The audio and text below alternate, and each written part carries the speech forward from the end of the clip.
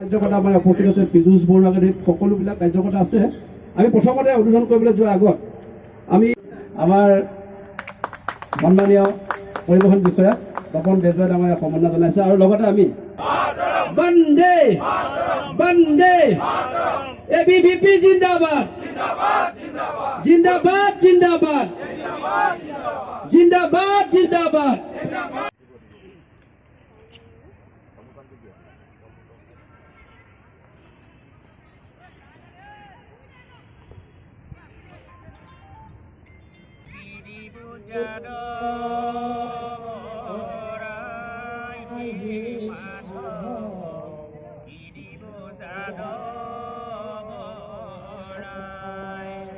ব্ৰহ্মাণ্ডৰ ভিতৰে যত বস্তু আছে সবেই তোমাৰে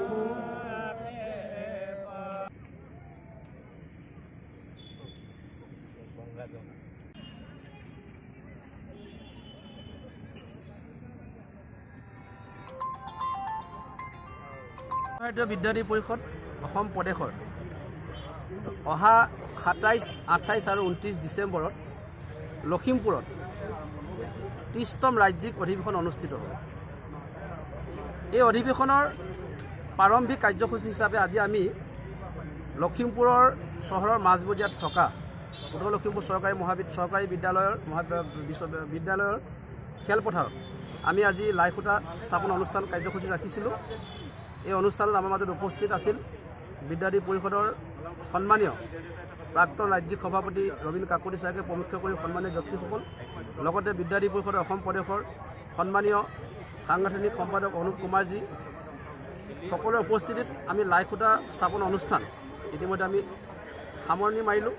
ইয়াৰ পাছত আমাৰ যি অস্থায়ী কাৰ্যালয়, এই অস্থায়ী কাৰ্যালয় আমি যাতে অধিৱেশনটো 30তম ৰাজ্যিক অধিৱেশন যাতে সকলোৱে অনুষ্ঠিত কৰিব পৰা যায়, তাৰ কাৰণে আমি এটা অধিৱেশনৰ প্ৰাংগণস্থলীতে আমি এটা অস্থায়ী কাৰ্যালয় নিৰ্মাণ কৰিছোঁ। সেই অস্থায়ী কাৰ্যালয়ো আজি আমি উদ্বোধনী অনুষ্ঠান ৰাখিছিলোঁ। এই দুয়োটা কাৰ্যসূচীত আমাৰ সকলো ব্যক্তি, আমাৰ নিমন্ত্ৰণ কৰা সকলো ব্যক্তি উপস্থিত আছিলে। আমি সকলোৰে সহযোগিতাত, সকলোৰে উপস্থিতিত আমি দুয়োটা কাৰ্যসূচী ইতিমধ্যে সমাপ্ত কৰিলোঁ। আৰু আমি আপোনালোকক জনাবলৈ পাই সুখী হৈছোঁ যে অখিল ভাৰতীয় বিদ্যাৰ্থী পৰিষদ বিশ্বৰ এক সৰ্ববৃহৎ ছাত্ৰ সংগঠন।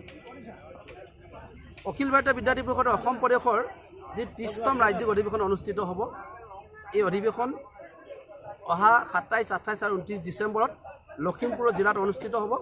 আমি তাৰ কাৰণে সকলো কাৰ্যকৰ্তাই ইতিমধ্যে আমি প্ৰস্তুতি আমি কৰিছোঁ আৰু আমি সকলো কাৰ্যকৰ্তাৰ মনত আমি উৎসাহ আৰু উদ্দীপনাৰে আমি এই আমাৰ যিটো ৰাজ্যিক অধিৱেশন আছে, এই ৰাজ্যিক অধিৱেশন যাতে আমি সাফল্যমণ্ডিত কৰি তুলিব পাৰোঁ, তাৰ কাৰণে আমাৰ বিদ্যাৰ্থী পৰিষদৰ লখিমপুৰ জিলাৰ প্ৰতিটো স্তৰৰ কাৰ্যকৰ্তা, কোনোবাই আজিৰ পৰা 30 বছৰ আগত এবিভিপি কৰিছিলে, কোনোবাই আজিৰ পৰা 40 বছৰ আগত এবিভিপি কৰিছিলে, সকলো স্তৰৰ কাৰ্যকৰ্তা আমি একত্ৰিত হৈ আমি যাতে অধিৱেশনটো ভালকৈ যাতে আমি লখিমপুৰ জিলাত অনুষ্ঠিত কৰিব পৰা যায়, তাৰ কাৰণে আমি ইতিমধ্যে প্ৰস্তুতি আৰম্ভ কৰিছোঁ।